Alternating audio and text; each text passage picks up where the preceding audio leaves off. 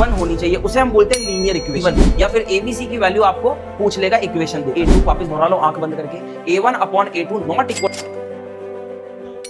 Hello प्यारे बच्चों, कैसे हैं आप सब? आपका वेलकम करते हैं नए वीडियो में हमारे चैनल पर। आज हम हमारी 10th क्लास का जो लीनियर इक्वेशन वाला चैप्टर है, थर्ड चैप्टर, उसका इंट्रोडक्शन पढ़ने वाले हैं। हमने एक चैंपियन सीरीज स्टार्ट करी है जिसमें हम सारा एनसीईआरटी सॉल्यूशन आपको प्रोवाइड कराने वाले हैं। अब तक के वीडियो अगर आपने नहीं देखे हैं तो उनका लिंक जो है वो डिस्क्रिप्शन में जाकर देख लीजिए।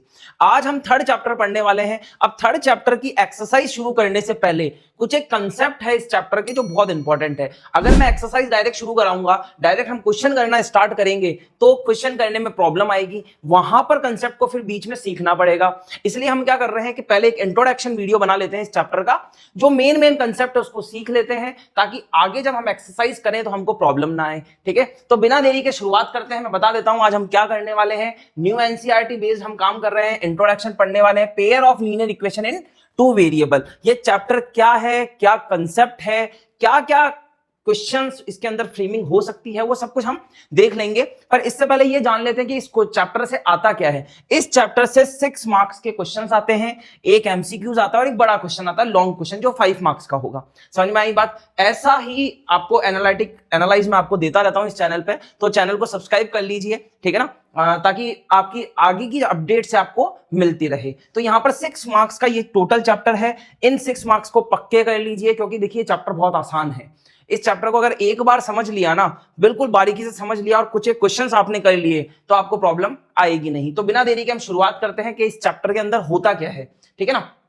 चलो, तो सबसे पहले मैं यहां बात करता हूं कि sir what is equation, equation होती क्या है, ठीक है ना। देखो, सेकंड चैप्टर अगर आपने पढ़ा है तो पॉलिनोमियल पढ़ा होगा, और पॉलिनोमियल के अंदर हमने पढ़ा है क्वाड्रेटिक पॉलिनोमियल का टाइप, ठीक है, हमारे कोर्स में वही है। यहां हम इक्वेशन की बात करेंगे। इक्वेशन वो होता है जिसमें इक्वल टू का साइन होता है। पॉलिनोमियल आपने पढ़े होंगे, वहां पर आपको इक्वल टू का साइन नहीं दिखा होगा, ठीक है ना, पूरे जीरोस आपने सब कुछ निकाले होंगे, वहां पर इक्वल टू का साइन आपको नहीं दिखा होगा। बट इक्वेशन में इक्वल टू का साइन चलता है। मतलब यहां पर अगर हम बात करें इक्वेशन की, तो इक्वेशन क्या होती है? जहां पर आपको इक्वल टू का साइन दिखेगा। और फिर हमारा जो चैप्टर है वो वेरिएबल पर डिपेंड। वेरिएबल मतलब कितने? 2 वेरिएबल, ठीक है ना। जैसे मैं एक इक्वेशन लिखता हूं यहां पर, 3x + 7 = 0। यह आपको इक्वेशन दिख रही होगी। इसमें कौन वेरिएबल है? इसमें x हमारा वेरिएबल चल रहा है। वेरिएबल कौन सा चल रहा है? x चल रहा है। पर इसमें वेरिएबल कितने हैं? एक ही वेरिएबल है, और वो कौन है? x। तो यह हमारी होगी linear equation 1 variable, linear equation with 1 variable. पर हम यहां पर क्या पढ़ने वाले हैं? 2 वेरिएबल। तो 2 वेरिएबल की अगर हम बात करते हैं तो किस टाइप की इक्वेशन होती है सर इसके अंदर, वो हम देख लेते हैं, ठीक है ना। इक्वेशन आपको मिलेगी यहां पर, जैसे 3x + 4y = 7। इस इक्वेशन को आप बड़े ध्यान से देखो। इस इक्वेशन को जब आप देखते हो तो यहां पर आपको इक्वल टू का साइन मिलता है, ठीक है ना। और लीनियर का मतलब क्या होता है कि जो भी वेरिएबल चल रहा है ना, उसकी हाईएस्ट पावर, हाईएस्ट डिग्री कितनी होनी चाहिए? 1 होनी चाहिए। अब वेरिएबल यहां पर देखो, आपके पास में कौन से वेरिएबल चल रहे हैं। यहां पर आपके पास में एक तो x चल रहा है और एक y चल रहा है, एक तो x चल रहा है और एक y चल रहा है। उनकी हाईएस्ट डिग्री देखो, यहां पर 1 दिखता है आपको, देखो कुछ नहीं होता है तो उसको हम 1 कहते हैं। तो जो वेरिएबल है उसकी हाईएस्ट डिग्री कितनी होनी चाहिए? 1 होनी चाहिए, उसे हम बोलते हैं लीनियर इक्वेशन। अब इस लीनियर इक्वेशन में क्या है? 2 वेरिएबल है, तो इसको हम क्या बोलेंगे? लीनियर इक्वेशन, या फिर linear equation 2 variable, linear equation with 2 variable. एक ऐसी इक्वेशन जिसमें 2 वेरिएबल चलते हैं और उनकी हाईएस्ट डिग्री कितनी होती है? 1 होती है, उसको हम बोलते हैं लीनियर इक्वेशन विथ 2 वेरिएबल। क्या इतनी बात समझ में आ गई है क्या? ये चैप्टर का मीनिंग मैंने आपको समझाया है कि चैप्टर किस पर बेस्ड है, ठीक है। चलो, अब हमारे पास में चैप्टर में और एक चीज लगी है, पेयर। पेयर मतलब क्या होता है? पेयर मतलब होता है 2। जैसे हम कपल बोलते हैं तो कपल का मतलब क्या होता है? 2, ठीक है ना। तो पेयर यहां पर कितने होंगे? हमारे पास में 2 होंगे। किनके होंगे? लीनियर इक्वेशन के 2 पेयर होंगे। जैसे मैं बनाता हूं एक इक्वेशन, मान लीजिए मैं यहां पर लिखता हूं x + 2y = 4, और सेकंड इक्वेशन मैंने लिख दी 3x + y = 7। आई क्या बात समझ में? ये दोनों आपकी लीनियर इक्वेशन है या नहीं? ये देखो, क्या ये दोनों लीनियर इक्वेशन है क्या? बिल्कुल है। क्यों? क्योंकि जो वेरिएबल चल रहा है ना सर, उसकी हाईएस्ट डिग्री कितनी है? 1 है। तो ये भी लीनियर इक्वेशन है, ये भी लीनियर इक्वेशन है। और जब ये दोनों साथ में आ जाएगी, एक इक्वेशन तो ये हो गई और एक इक्वेशन ये हो गई, ये दोनों जब साथ में आ जाएगी तो पेयर बन जाएगी, ठीक है ना। क्या बन जाएगी? पेयर बन जाएगी। तो हमारा जो कंसेप्ट है इस चैप्टर का वो है पेयर इक्वेशन, मतलब दो इक्वेशंस होगी और उन दोनों को सॉल्व करना है। उन दोनों के अंदर जो वेरिएबल चलेगा एक्स और वाई, उसकी वैल्यू हमें फाइंड करनी है इस चैप्टर में।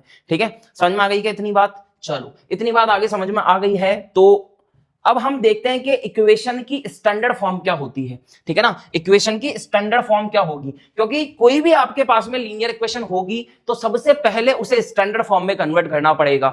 स्टैंडर्ड फॉर्म में कन्वर्ट नहीं करोगे तो आंसर जो है आपका, जो आप सॉल्यूशन निकालोगे वो करेक्ट नहीं निकलेगा, या फिर उसको निकालते वक्त आपको प्रॉब्लम क्रिएट होगी। तो सबसे पहले जो भी इक्वेशन होगी उसको स्टैंडर्ड फॉर्म में कन्वर्ट करना है। अब स्टैंडर्ड फॉर्म क्या होती है, ध्यान से देखना। स्टैंडर्ड फॉर्म में यहां पर लिखता हूं, स्टैंडर्ड फॉर्म है sir ax plus by plus c is equal to 0। ये फर्स्ट इक्वेशन है, ये फर्स्ट इक्वेशन की स्टैंडर्ड फॉर्म हो गई। अब इसी तरीके से मेरे पास में दूसरी इक्वेशन और चलेगी, क्यों? क्योंकि हम तो यहां पर पेयर पढ़ रहे हैं ना, हम तो यहां पर इक्वेशन का पेयर पढ़ रहे हैं, तो पेयर के लिए एक और दो इक्वेशन होनी चाहिए। तो मैंने ये फर्स्ट लिखी है, अब मैं सेकंड इक्वेशन लिखता हूं। ये मैंने सेकंड इक्वेशन लिखी है, देखना क्या होगी, वो भी इसी फॉर्म में होगी, ax plus by plus c equal to 0। भाई फर्स्ट और सेकंड स्टैंडर्ड फॉर्म तो सेम ही होगी ना, पर अब बात ऐसी है कि ये फर्स्ट है ये सेकंड है, तो मैं क्या करता हूं कि इसके जो ये a1 है, मतलब जो a है उसको 1 लिख देता हूं, यहां 2 लिख देता हूं, इसको 1 लिख देता हूं, इसको 2 लिख देता हूं, इसको 1 लिख देता हूं, इसको 2 लिख देता हूं। ऐसे करने से क्या होगा कि दोनों इक्वेशन जो है वो मेरे पास में डिफरेंस, मतलब दोनों इक्वेशन में क्या हो गया, डिफरेंस क्रिएट हो गया कि हाँ भाई देखने में पता चल रहा है कि यहां पर 1 1 है, यहां पर 2 2 है, मतलब ये फर्स्ट इक्वेशन है, ये सेकंड इक्वेशन है। स्टैंडर्ड फॉर्म तो सेम ही रहेगी, पर फर्स्ट और सेकंड का पता कैसे चलेगा कि मैंने a1 b1 c1 और a2 b2 c2 कर दिया। अब सर a1 b1 c1 और a2 b2 c2 है क्या? ठीक है ना, तो चलो देख लेते हैं, इसकी मैं बात करता हूं। तो a1 क्या है मेरे पास में, यहां पर a1 है सर x के मल्टीप्लाई में आ रहा है, x के मल्टीप्लाई में आ रहा है, मतलब कहीं ना कहीं मैं ऐसा लिख सकता हूं कोफिशिएंट ऑफ x। क्या लिख सकता हूं, कोफिशिएंट ऑफ x। वहीं मैं b1 की बात करता हूं, b1 क्या हो जाएगा, ध्यान से देखो, b1 हो जाएगा sir coefficient of y, coefficient of y, और c1 क्या हो जाएगा, c1 अकेला आता है तो कांस्टेंट हो जाएगा। क्या हो जाएगा, कांस्टेंट, जिसकी वैल्यू क्या होने वाली है, फिक्स होने वाली है। क्या हो जाएगा, कांस्टेंट, जिसकी वैल्यू क्या होने वाली है, फिक्स होने वाली है। तो मैंने यहां पर इस चीज को निकाल लिया। अब मैं इस इक्वेशन की बात करता हूं, इस इक्वेशन की, तो इसमें बताओ मुझे a2 क्या है, a2 क्या होगा हमारा, कोफिशिएंट ऑफ x, b2 क्या होगा हमारा, कोफिशिएंट ऑफ y, c2 क्या होगा हमारा, कांस्टेंट। अरे भाई यह बात समझ में आ गई है क्या? ध्यान से देखो, यहां क्या किया है, यहां क्या किया है हमने स्टैंडर्ड फॉर्म में ये चीज पता लगाई है कि ये जो a1 b1 c1 और a2 b2 c2 है वो है क्या।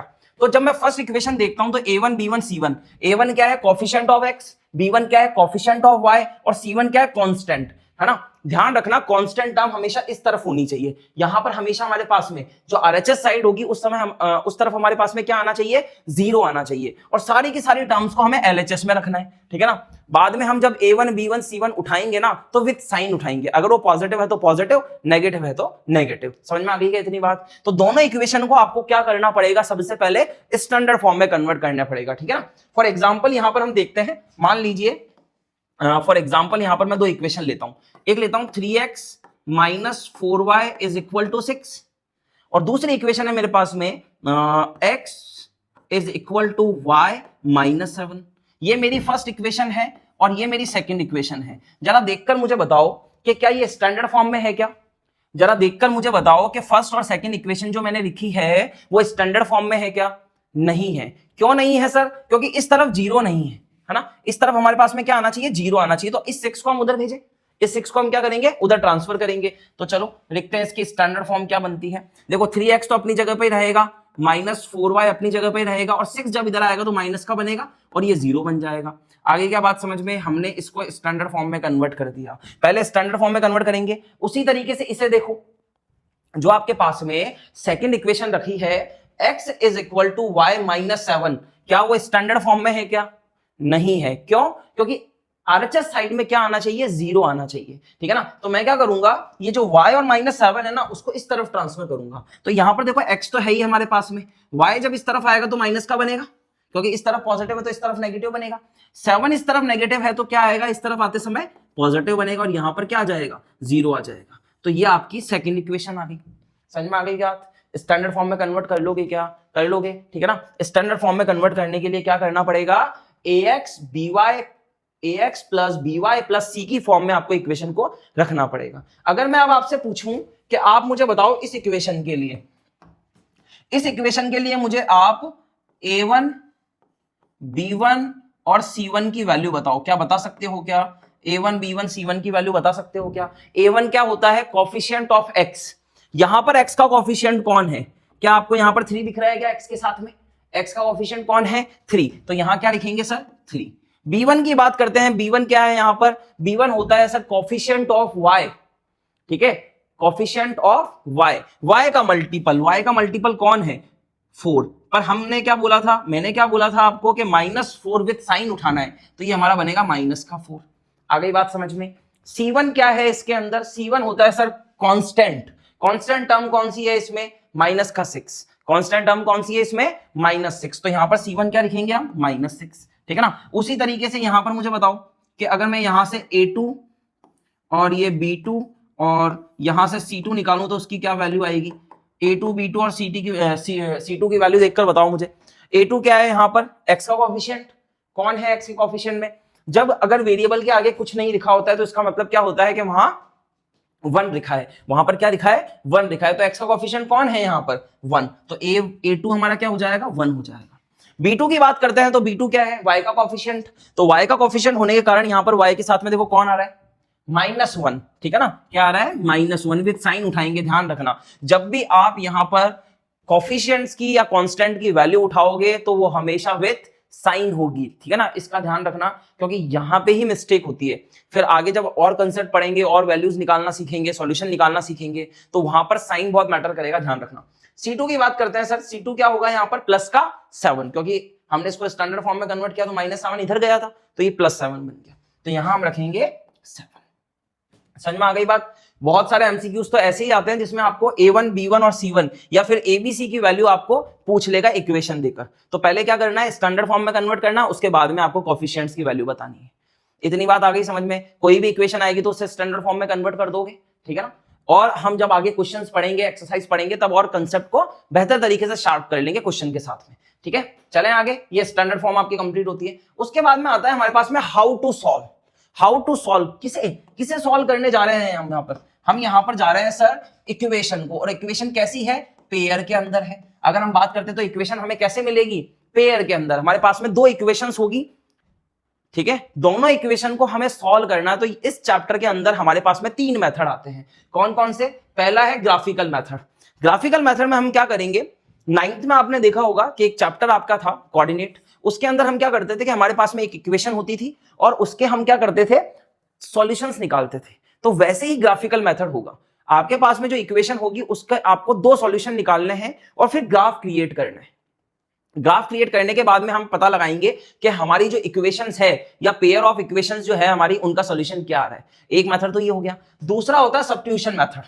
दूसरा कौन सा होता है? Substitution method. सब्स्टिट्यूशन क्या होता है? सब्स्टिट्यूशन मतलब होता है सब्स्टिट्यूट करना है वैल्यू को। किसे? जैसे मान लीजिए एक वेरिएबल की वैल्यू निकालनी है और उसको दूसरी जगह पर पुट कराना है, ये सब्स्टिट्यूट होता है। सब्स्टिट्यूट मतलब होता है कि एक को हटाकर दूसरे को बिठाना, ठीक है।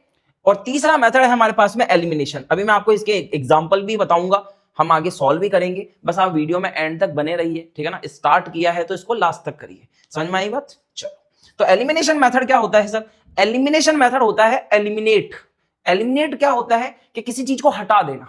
तो हम यहां पर 2 वेरिएबल में से एक वेरिएबल को क्या करेंगे? गायब कर देंगे। अब गायब कैसे होगा? वो एक मेथड होता है, वो मैं आपको पूरा डिटेल में भी समझाने वाला हूं।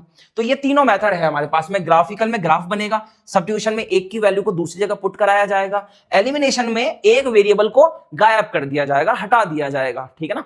समझ में आई बात? ये 3 मेथड है आपके जो हम इस चैप्टर में पढ़ने वाले हैं। और लॉन्ग क्वेश्चन जो मैंने आपको स्टार्टिंग में बताया था वो इन 3 मेथड में से किसी के भी ऊपर आ सकता है, वर्ड प्रॉब्लम की बेस्ड, ठीक है ना। वर्ड प्रॉब्लम बेस्ड एक क्वेश्चन आएगा लॉन्ग, वो तीनों में से कोई भी मेथड हो सकता है, इसलिए तीनों मेथड बहुत इंपॉर्टेंट है। ग्राफिकल मेथड में बच्चे बोलते हैं कि सर बुक के अंदर 1-2 क्वेश्चन ही हैं, तो क्या ये इंपॉर्टेंट है क्या? देखो, अभी जो आपका 2024 का बोर्ड एग्जाम हुआ है ना, उसमें ग्राफिकल मेथड पूछा गया है, वो भी 5 मार्क्स में, ठीक है ना। तो ये इंपॉर्टेंट है अपने आप में, इसलिए तीनों मेथड आपको सीखने पड़ेंगे। चलो अब हम आगे बढ़ते हैं इसी दौर में। तो पहला मेथड हम यहाँ पे पढ़ने जा रहे हैं वो है ग्राफिकल मेथड।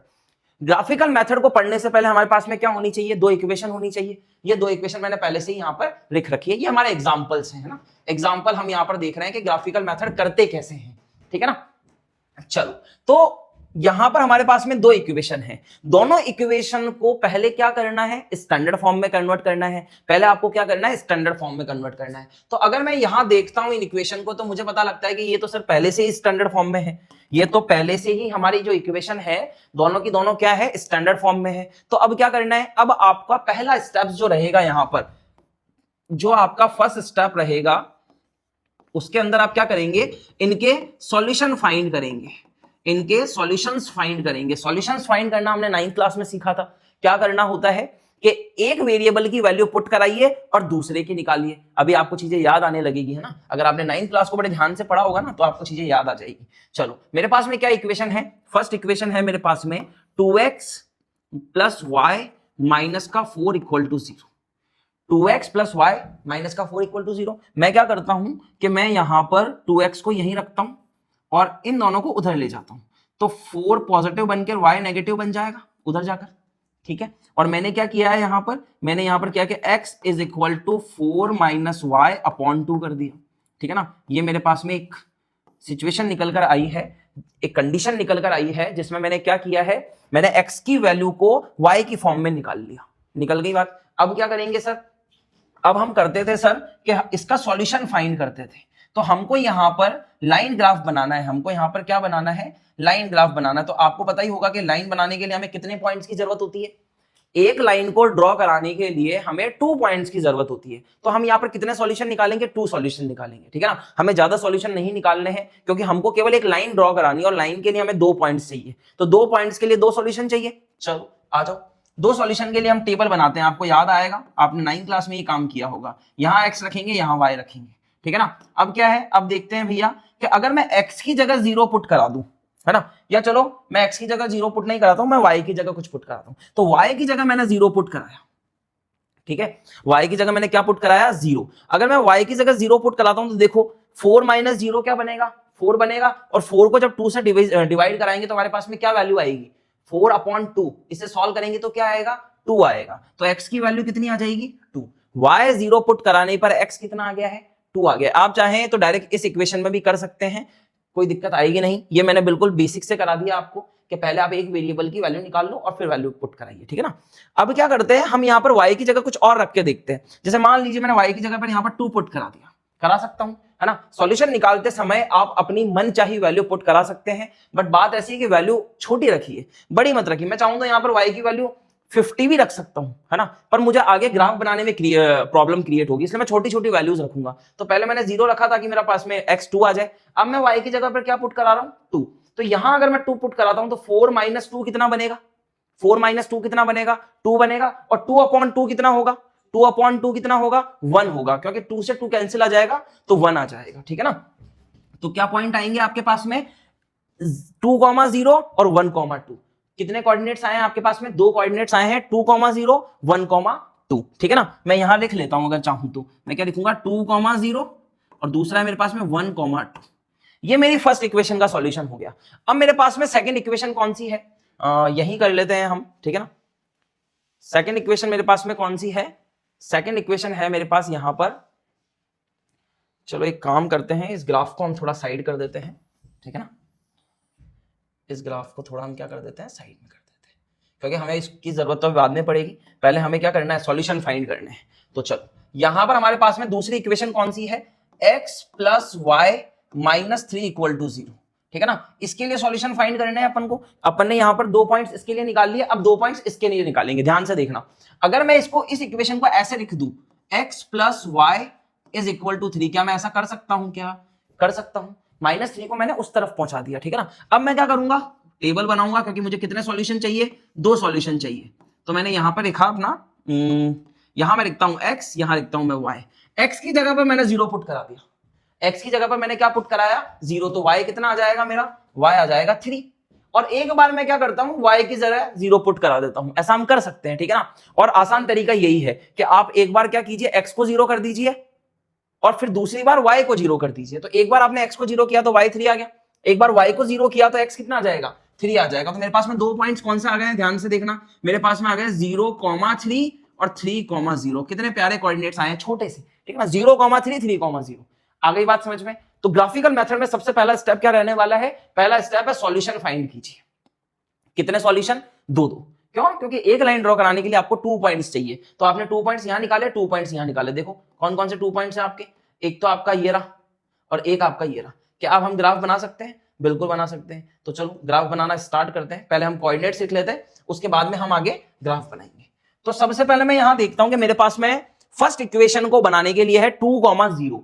2,0 मतलब x और y, x2 है y 0 है, x2 है y 0 है। कहां मिलेगा ये आपको पॉइंट, ये मिलेगा यहां पर, ये रहा।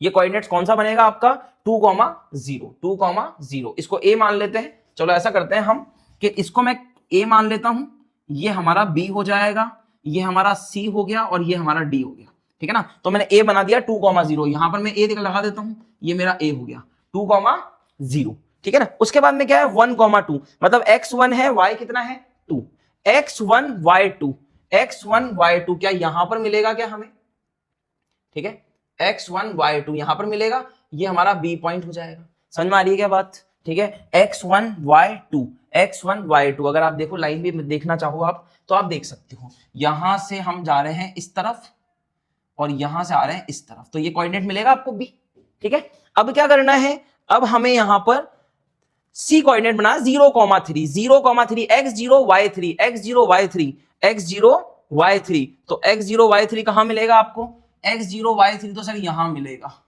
x0 y3 तो यहां मिलेगा, ये c कोऑर्डिनेट हो गया। ये 0,0 होता है, ठीक है ना, ध्यान रखना ये क्या होता है 0,0, क्योंकि ये आपका ओरिजिन है यहाँ पर, ठीक है ना। तो c कोऑर्डिनेट आपको कहां मिला है, वहां पर मिला है। d की बात करते हैं 3,0, 3,0, 3,0, ये 3,0 यहां मिलेगा क्या आपको, 3,0 कहां मिलेगा, यहां मिलेगा। तो ये d कोऑर्डिनेट हो जाएगा। क्या बात समझ में आ रही है, क्या आ रही है, ठीक है ना। ध्यान से देखो, आपने क्या किया है, फर्स्ट कोऑर्डिनेट बनाया 2,0, 2,0, सेकंड कोऑर्डिनेट बनाया 1,2, 1,2 यहां बन गया, ठीक है।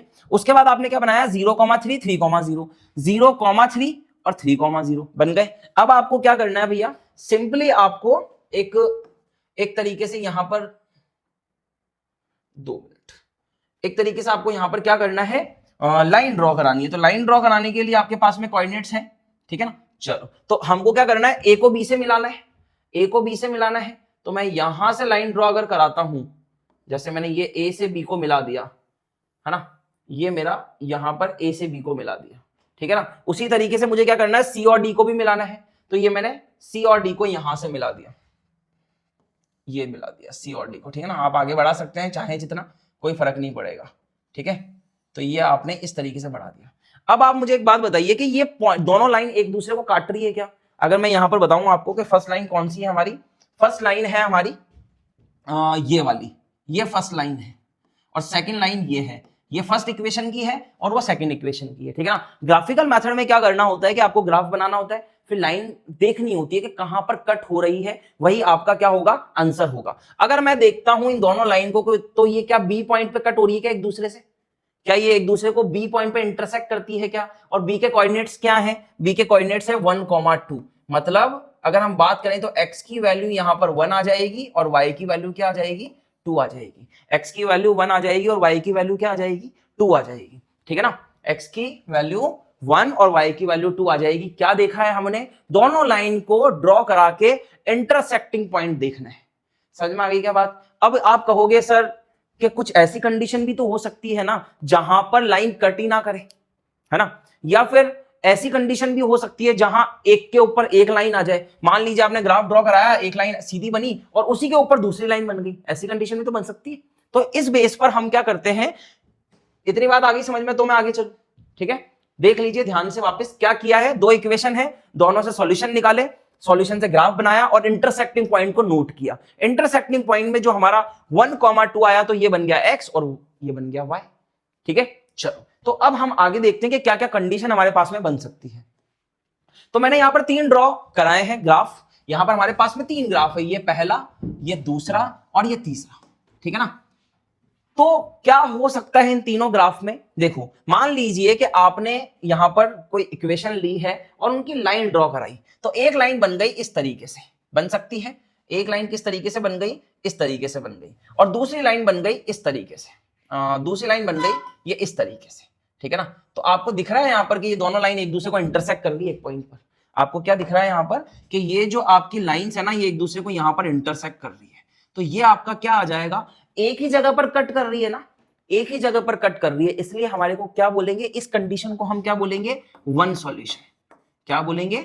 One solution. अभी मैं आगे बताऊंगा कि कैसे हम इन चीजों को अप्लाई करेंगे, पर इसके पहले आप ये समझ लो कि ग्राफ में क्या क्या कंडीशन बन सकती है। पहली कंडीशन ये हो सकती है कि दोनों लाइन एक दूसरे को एक पॉइंट पर कट करे, जो मैंने ड्रॉ कराया है। तो कट कराई है, एक ही जगह पर पॉइंट बनेगा। अगर लाइन काटती है एक दूसरे को तो उनका एक ही पॉइंट बनेगा, और एक पॉइंट बनने से आपका क्या निकल कर आएगा? वन सॉल्यूशन वाली कंडीशन आएगी। समझ में आ गई क्या बात? ठीक है ना। अब मान लीजिए आपके पास में कुछ ऐसी कंडीशन बन जाए जिसके अंदर क्या हो रहा है कि एक लाइन आपने ड्रॉ कराई और उसी पे ही आपकी क्या हो जाएगी? सेकेंड लाइन जो है वो भी आ जाएगी, ठीक है ना। ये मैंने दो लाइन बनाई है, यहां पर ध्यान रखना, ठीक है। एक लाइन यहां पर है और एक लाइन यहां पर है, ठीक है ना। ये एक लाइन यहां से स्टार्ट होकर यहां खत्म हो गई है और दूसरी लाइन यहां से स्टार्ट होकर यहां पर खत्म हो गई है। क्या कंडीशन बन रही है? क्या एक के ऊपर एक लाइन है? क्या एक के ऊपर एक लाइन है? इस कंडीशन को हम बोलते हैं कोइंसिडेंट। क्या बोलते हैं? कोइंसिडेंस। मतलब एक के ऊपर एक लाइन बन गई, आपने एक लाइन ड्रॉ करी और दूसरा ग्राफ जो है, दूसरी लाइन जो है वो भी इसी पे बन गई, तो इसको हम बोलते हैं कोइंसिडेंट कंडीशन। यहां पर जो हमारे सॉल्यूशंस आते हैं वो होते हैं मैनी सॉल्यूशन। मैनी सॉल्यूशन क्या होते हैं सर? मैनी सॉल्यूशन क्यों होते हैं? इसलिए होते हैं क्योंकि लाइन यहां पर हर पॉइंट पे एक दूसरे को काट रही है ना। अगर मैं चाहूं तो यहां पर भी एक कट हो रही है, यहां भी एक कट हो रही है, यहां भी कट हो रही है, यहां भी कट हो रही है, तो मैनी सॉल्यूशंस आ रहे हैं ना। मैनी सॉल्यूशन आएंगे क्योंकि कोई चीज एक के ऊपर एक आ गई तो हर पॉइंट पे मिल रही है ना वो, तो उससे इनफाइनाइट सॉल्यूशन भी आप बोल सकते हैं, मैनी सॉल्यूशन भी आप बोल सकते हैं, ठीक है ना। अब मान लीजिए आपके पास में कोई तीसरी कंडीशन बन जाती है, ठीक है ना। तीसरी कंडीशन कैसी? कि मान लीजिए आपने एक लाइन यहां ड्रॉ कराई इस तरीके से, है ना, और दूसरी जो लाइन थी ना वो इस तरीके से ड्रॉ हो गई, बिल्कुल इसके पैरेलल, ठीक है ना। क्या हुआ कि एक इक्वेशन की आपने लाइन बनाई और वो क्या हुई है? इस तरीके से जाकर दूसरी वाली के पैरेलल बन जाती है। ये फर्स्ट है और ये सेकंड है, दोनों एक दूसरे से क्या है? पैरेलल है। पैरेलल का मतलब क्या होता है? पैरेलल का मतलब होता है कि ये कभी भी एक दूसरे को कट नहीं करेगी। क्या इन दोनों को अगर मैं किसी भी एंड से, इस एंड से या उस एंड से बढ़ाता हूं तो आगे जाकर ये एक दूसरे को कट करेगी? क्या नहीं करेगी। ये बिल्कुल वैसे ही है जैसे ट्रेन की पटरियां, ठीक है ना। ट्रेन की पटरियां कभी भी एक दूसरे से नहीं मिलती है, वो एक दूसरे की क्या होती है? पैरेलल होती है। तो पैरेलल होने के कारण आप मुझे बताओ कि अगर ये दोनों इक्वेशन, दोनों लाइन एक दूसरे को कट करेगी ही नहीं तो क्या सॉल्यूशन आएगा? क्या नहीं आएगा ना। अगर भाई कट करती है तो सॉल्यूशन आता है। यहां पर एक बार कट कर रही थी तो वन सॉल्यूशन, यहां पर बार बार कट कर रही थी तो मैनी सॉल्यूशन, यहां पर कट कर ही नहीं रही तो हम क्या बोलेंगे? No solution. हम तो क्या बोलेंगे यहां पर? No solution. इस कंडीशन को क्या बोलेंगे? No solution. यहां पर कोई सॉल्यूशन नहीं आने वाला है, ठीक है ना। लाइन एक दूसरे के क्या हो चुकी है? पैरेलल हो चुकी है। तो इसको बोलते हैं हम इंटरसेक्टिंग लाइंस, इनको बोलते हैं हम कोइंसिडेंट लाइंस, और इसको बोलते हैं हम पैरेलल लाइंस। आ गई क्या बात समझ में? पैरेलल कभी नहीं काटेगी, कोइंसिडेंट हर पॉइंट पे काटेगी, और इंटरसेक्टिंग एक पॉइंट पे काटेगी, ठीक है ना। अब कभी कभी हमारे दिमाग में या फिर किसी बच्चे के दिमाग में ऐसा सवाल भी आ सकता है कि सर क्या मुझे ये वन सॉल्यूशन, मैनी सॉल्यूशन और नो सॉल्यूशन बताने के लिए क्या मुझे हमेशा ग्राफ ड्रॉ करना पड़ेगा? क्या मैं इन तीन कंडीशन को निकालने के लिए या इनके सॉल्यूशन निकालने के लिए हर बार क्या ग्राफ ड्रॉ करूंगा? क्या तो इस सवाल का जवाब है नहीं, ठीक है ना। क्यों? क्योंकि हमारे पास में एक ऐसे ट्रिक है या एक ऐसा मेथड है जिससे हम देखकर पता कर सकते हैं कि जो हमारी लाइंस होगी वो पैरेलल होगी, कोइंसिडेंट होगी या इंटरसेक्टिंग होगी, ठीक है ना। तो इस कंसेप्ट पर हम आगे बढ़ते हैं। आई होप आपको इतनी चीजें समझ में आ गई होगी। नहीं आई है तो रुककर समझिए, क्योंकि चैप्टर जो है काफी इंपॉर्टेंट है और बड़ा क्वेश्चन यहां से बनता है, ठीक है ना। तो बड़ा क्वेश्चन यहां से बनता है वो चैप्टर मोस्टली आपका इंपॉर्टेंट ही हो जाता है, क्योंकि देखो एमसीक्यूज भी बनेगा, लॉन्ग आंसर भी बनेगा, तो पढ़ना ही पड़ेगा इस चैप्टर को, तो और कोई चारा नहीं है। आगे बढ़ते हैं। अब इंपॉर्टेंट कंसेप्ट क्या है? अभी मैंने बताया कि बिना देखे हम बताएंगे कि लाइन पैरेलल होगी, इंटरसेक्टिंग होगी या फिर कोइंसिडेंट होगी, ठीक है ना। तो उसके लिए हमारे को सबसे पहला स्टेप कौन सा करना है? पहला स्टेप करना है कि जो भी आपकी इक्वेशन होगी ना उससे पहले आप स्टैंडर्ड फॉर्म में कन्वर्ट कर दो।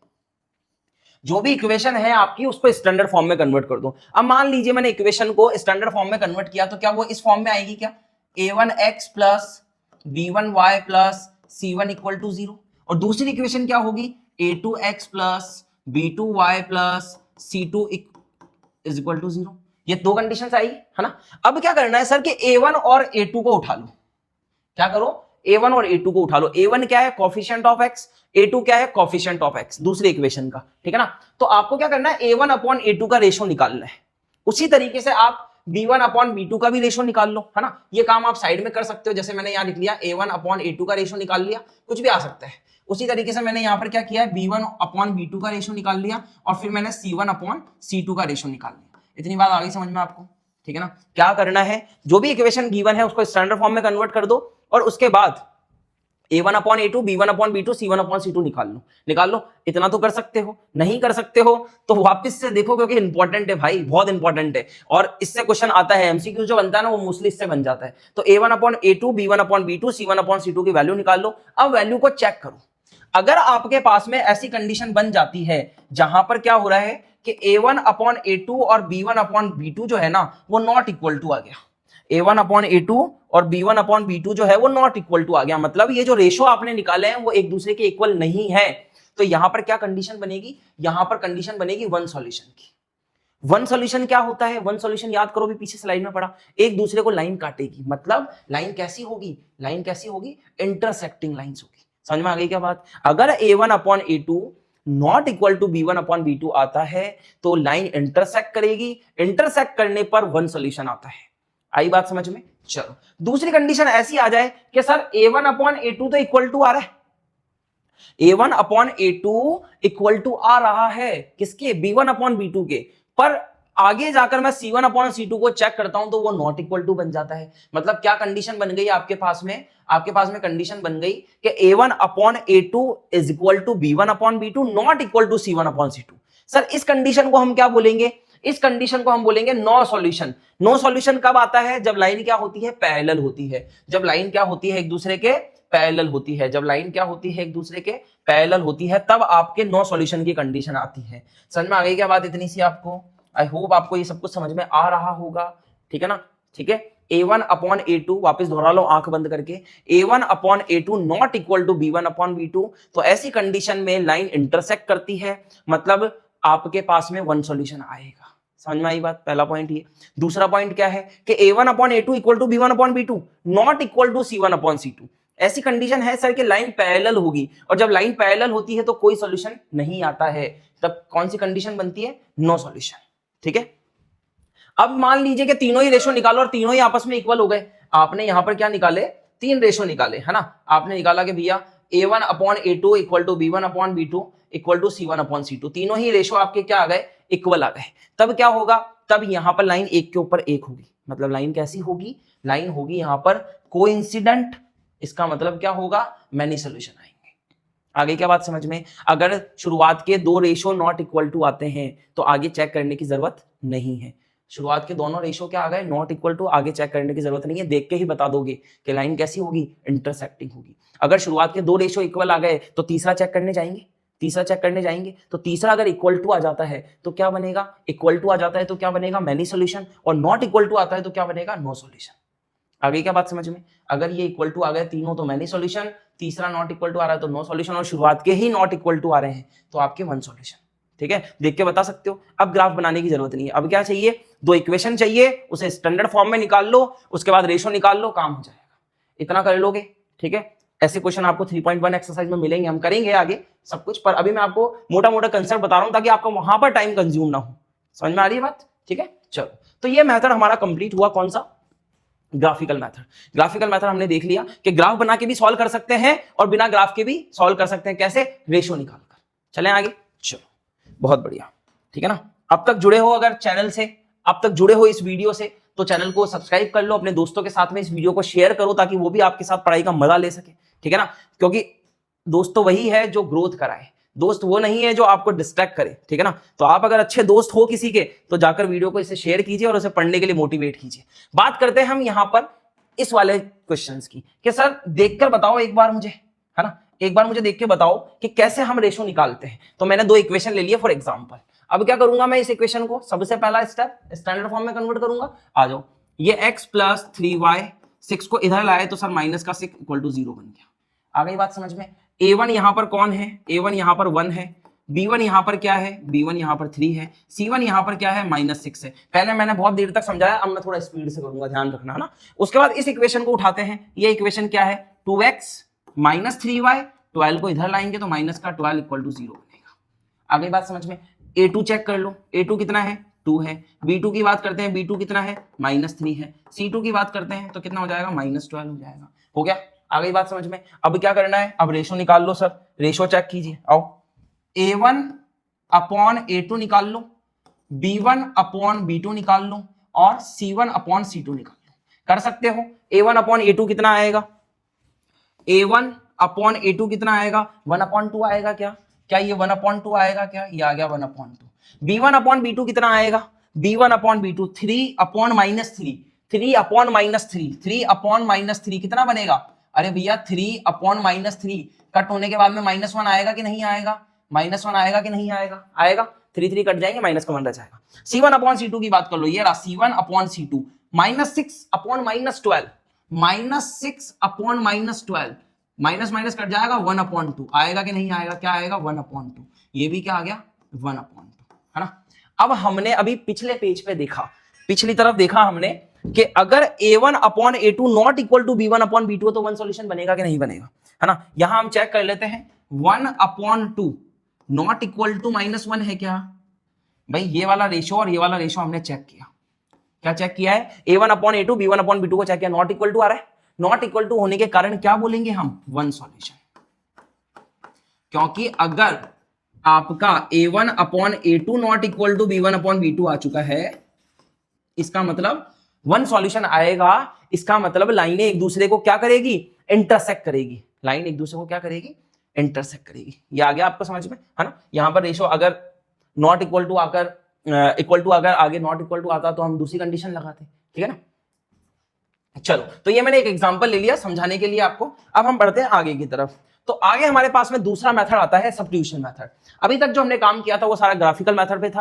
अब हमारा आता है सब्स्टिट्यूशन मेथड। सब्स्टिट्यूशन मेथड में क्या करते हैं कि एक वेरिएबल की वैल्यू निकालकर दूसरे में पुट कराते हैं। एक इक्वेशन से एक वेरिएबल की वैल्यू पुट कराकर उसको दूसरी इक्वेशन में पुट कराते हैं। निकालकर मतलब पहली इक्वेशन से आप एक वेरिएबल निकाल लो और उसको दूसरे में पुट करा दो। कैसे, ध्यान से देखना। आ जाओ इधर, आ जाओ इधर, देखो कैसे करेंगे सर। ये वाली इक्वेशन उठा लो, 2x minus y is equal to 2। ये फर्स्ट इक्वेशन थी, ये सेकंड इक्वेशन थी। बड़े ध्यान से देखना, ये फर्स्ट इक्वेशन, ये सेकंड इक्वेशन।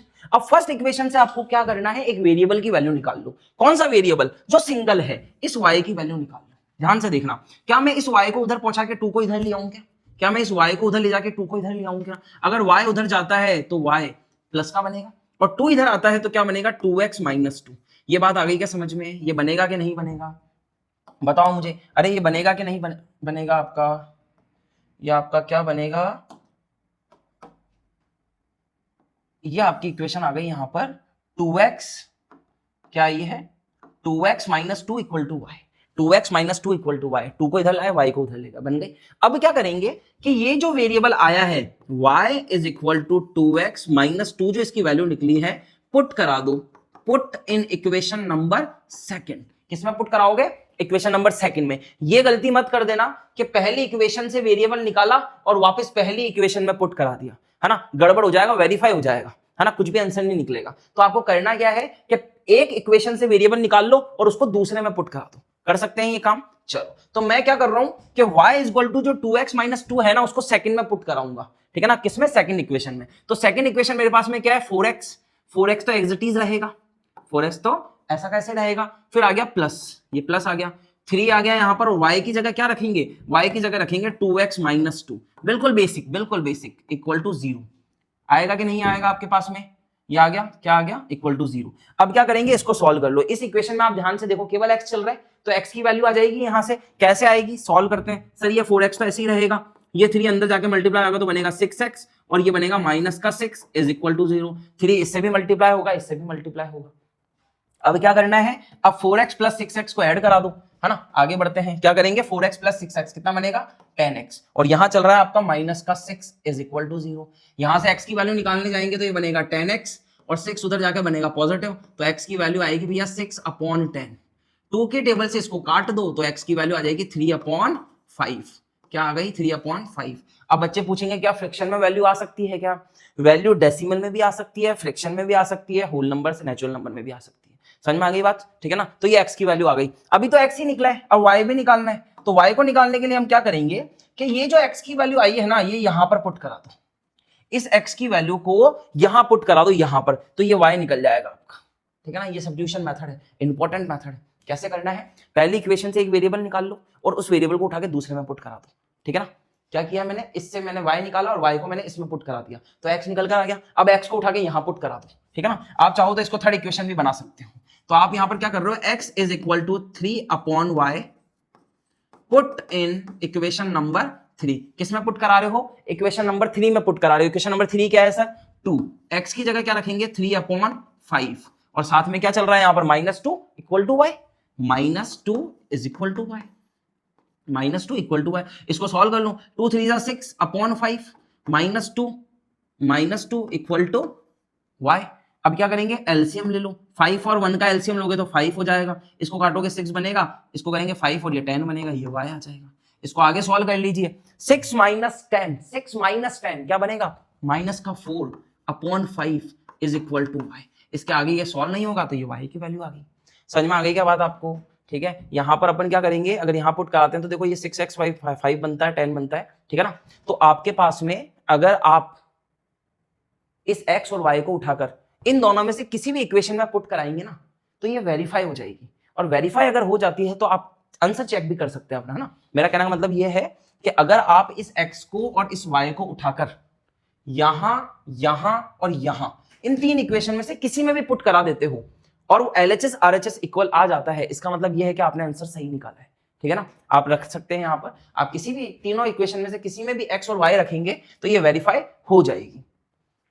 तो ये सब्स्टिट्यूशन मेथड हो गया। इस सब्स्टिट्यूशन मेथड से आप क्या कर सकते हैं? वेरिएबल्स की वैल्यू फाइंड कर सकते हैं। आ गई बात समझ में? सब्स्टिट्यूशन मेथड क्या होता है फिर से दोहरा लो कि सर 2 इक्वेशन जो होगी उसे स्टैंडर्ड फॉर्म में कन्वर्ट करेंगे और स्टैंडर्ड फॉर्म में कन्वर्ट करने के बाद जो आपकी फर्स्ट इक्वेशन होगी वहां से एक वेरिएबल की वैल्यू निकाल ली, एक वेरिएबल की वैल्यू निकालकर उसको सेकंड इक्वेशन में पुट कर देंगे। ठीक है ना। फिर हमारे पास में x की वैल्यू या y की वैल्यू निकल कर आ जाएगी और फिर जब वापस पुट कराएंगे थर्ड इक्वेशन में तो वहां से हमारा दूसरा वेरिएबल आ जाएगा। ठीक है ना। यहां मैंने y निकाला है, ऐसा कोई जरूरी नहीं है कि यहां पर y निकाला जाए, यहां पर x भी निकाल सकते हो आप, पर मेरे लिए इस इक्वेशन में y सिंपल रह रहा था, अकेला था, इसलिए मैंने y का इस्तेमाल किया। ठीक है ना। जहां पर हमको x सिंगल दिखेगा हम x का इस्तेमाल करेंगे। आ गई बात समझ में? ये सब्स्टिट्यूशन मेथड था। एक से निकालो दूसरे में पुट कराओ, इसको बोलते हैं सब्स्टिट्यूशन। ठीक है। ठीक है। ये सेकंड मेथड हो गया आपका। अब चलते हैं हम थर्ड मेथड की तरफ और वह है एलिमिनेशन मेथड। थर्ड क्या है? Elimination method. मैंने सेम इक्वेशन रखी है, ठीक है ना, जो हमने, नहीं सेम नहीं है, ये मैंने अलग ली है शायद। ठीक है ना, सॉरी, हाँ ये अलग इक्वेशन ली है मैंने, सेम नहीं है ना। तो इसको हम करेंगे एलिमिनेशन मेथड से। एलिमिनेशन मेथड में क्या होता है कि एक वेरिएबल को गायब करना होता है। वेरिएबल को सेम बनाइए, इक्वल बनाइए और उसके बाद में उसको गायब कर दीजिए। कैसे करते हैं ध्यान से देखना। अगर मैं यहां पर देखने जाता हूं, ठीक है ना, ये यहां पर आपके पास में जो है वो y लिखा है यहां पर। ठीक है, यहां पर क्या लिखा है आपके पास? y लिखा है। ठीक है, ये मेरे पास में फर्स्ट इक्वेशन हो गई। कौन सी? 2x minus y is equal to 2 और दूसरी है 4x plus 3y is equal to 24। ये सेकंड इक्वेशन हो गई। अब जरा आप मुझे देखकर बताइए इसमें कि इसमें x और y क्या उनके कोफिशिएंट इक्वल है क्या? क्या x और y जो वेरिएबल है उनके कोफिशिएंट इक्वल है क्या? नहीं है, नहीं है। क्यों नहीं है? देखो x के साथ यहां 4 चल रहा है, यहां 2 चल रहा है, यहां y के साथ 3 चल रहा है, यहां पर -1 चल रहा है, तो अभी इक्वल नहीं है ना। तो हमको क्या करना है? कोफिशिएंट को इक्वल बनाना है। अब आप देखते हैं कि भाई x और y आपको कौन से वेरिएबल का कोफिशिएंट जो है x का या y का, किस वेरिएबल की कोफिशिएंट आप इक्वल करना चाहते हैं वो आप पे डिपेंड करता है ना। मोस्टली तो आप क्या कर सकते हैं कि आप इक्वेशन देखिए, जहां पर आपको सिंपल कैलकुलेशन हो रही है ना वो काम कीजिए। अगर x को सेम बनाना या x के कोफिशिएंट को सेम बनाना, इक्वल बनाना आसान है तो वो कीजिए, और अगर y के कोफिशिएंट को इक्वल बनाना आसान है तो फिर वो काम कीजिए। यहां मैं देखता हूं कि अगर मैं इस पूरी इक्वेशन को, इस ऊपर वाली इक्वेशन को 2 से मल्टीप्लाई करा दूं तो यहां पर 4x और यहां पर 4x बन जाएगा क्या? अगर इस पूरी इक्वेशन को मैं 2 से मल्टीप्लाई करा दूं तो यहां पर 4x आएगा कि नहीं आएगा? आएगा। तो ये x और ये x इनके कोफिशिएंट इक्वल होगा। अगर आप इस इक्वेशन को 3 से मल्टीप्लाई करा देते हैं तो यहां पर 3y यहां पर 3y बन जाएगा क्या, है ना। दोनों में से आप किसी को भी बना सकते हैं। तो मैं यहां पर क्या काम कर रहा हूं, मुझे यहां पर x को इक्वल बनाऊंगा। क्यों? क्योंकि बचपन से ही x मेरा बड़ा फेवरेट है, ठीक है ना। शुरुआत से हम इसकी वैल्यू निकाले जा रहे हैं, ठीक है ना। तो हम यहां पर x को इक्वल बनाने जा रहे हैं। आगे क्या बात समझ में, किसको इक्वल बनाने जा रहे हैं, x को इक्वल बनाने जा रहे हैं। तो हम यहां पर क्या करने वाले हैं, मल्टीप्लाई कराएंगे, मल्टीप्लाई बाय 2, किससे, इक्वेशन नंबर 1 को। इक्वेशन नंबर 1 को किससे मल्टीप्लाई कराएंगे, 2 से मल्टीप्लाई कराएंगे। ध्यान से देखना, अगर मैं इसको पूरे को 2 से मल्टीप्लाई कराता हूं, इस पूरे को, ठीक है ना, तो मैं ऐसा लिख सकता हूं यहां पर 2x minus y is equal to 2।